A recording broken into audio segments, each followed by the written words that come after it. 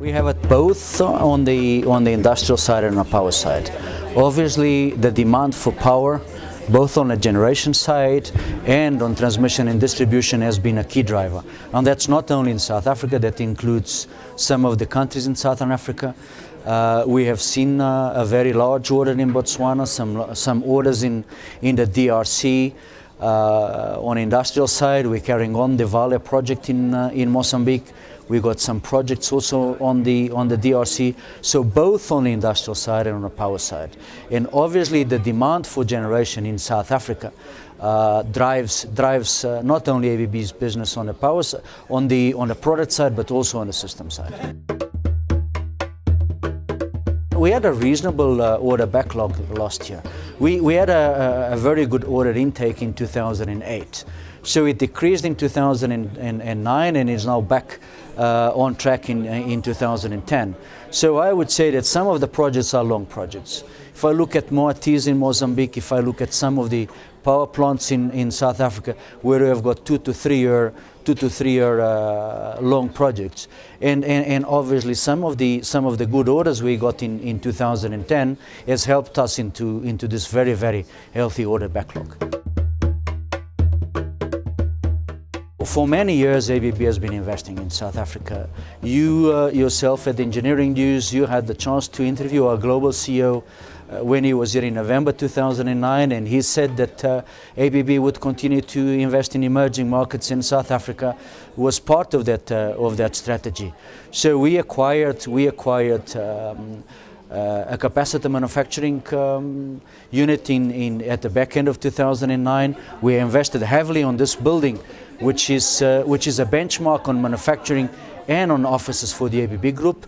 And at the back end of 2010, which will come in 2011 on our books, because it was approved by the Competition Commission this year, we will bring Coilmac. Some of it has got new technologies into the group. Some of it will be dedicated for exports, not only into Africa, but into other parts of the world, especially on the double drum technology that Coilmac brings into us. If you look at the mining in Indaba 2 weeks ago, I mean, a lot of the global companies are heavily investing in Africa today, in prospecting, in new projects, and you're talking in countries all the way from East Africa, Mozambique, to West Africa, in Guinea, in the DRC. So there is a lot of investment coming into it, and energy efficiency will have to come with it, because there is pressure on lowering emissions, and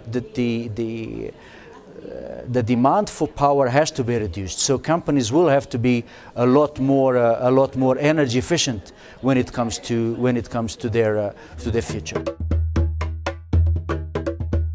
I do not see, as the market does not see, as probably it's getting, a lot of people are extremely worried, especially with the smaller municipalities. We have got an aging distribution infrastructure that needs urgent upgrade, and we do not see them coming through with it.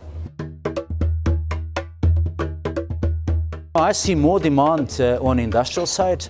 I see Eskom and some of the municipalities coming up with more orders. Eskom is catching up very fast on the demand side.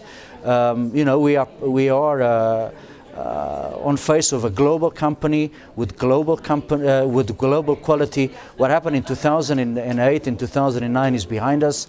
So and we need to see the smaller municipalities coming up with investments. 2009 was a bad year for South Africa as a whole. 2010 was a bit better, but South Africa is still suffering from the global financial markets turmoil.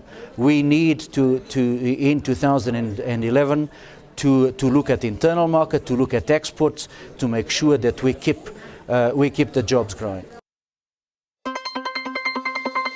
Led by Martin Creamer, Mining Weekly's bureaus in Perth, Johannesburg and Toronto deliver unrivaled global coverage of the resources industry and the companies shaping it. Creamer Media's Mining Weekly, for mining news around the clock.